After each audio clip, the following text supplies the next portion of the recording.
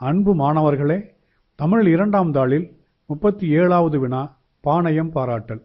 முயன்று பயிற்சி செய்தால் இவ்வினாவிற்கு நீங்கள் முழு மதிப்பெண் பெறலாம். பார்ப்போமா?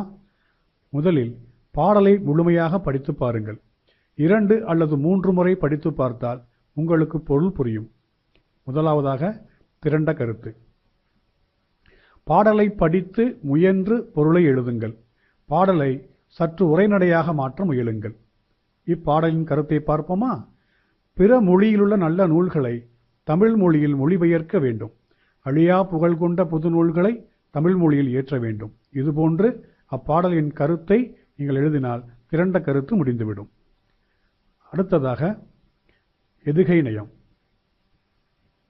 2வது எழுத்து ஒன்றி வரும் சொற்களை எடுத்து எழுத வேண்டும்.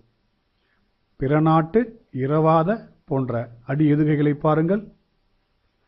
மோனை நயம். முதல் எழுத்து ஒன்றி வரும் சொற்களை எடுத்து எழுத வேண்டும். இப்பாடலில் புகழுடைய, புது நூல்கள் போன்ற சீர்மோனைகளை பாருங்கள். இயைபு நயம். ஒவ்வொரு அடியிலும் இறுதிச் சீர் ஓசையில் ஒன்றி வரும் சொற்களை நீங்கள் எழுதுங்கள். இச்சொல் ஒவ்வொரு அடியிலும் ஈற்றில் வந்துள்ளதை பாருங்கள். இப்பாடலில் வேண்டும், வேண்டும் என்ற சொல் ஈற்றில் வந்துள்ளதை கவனியுங்கள்.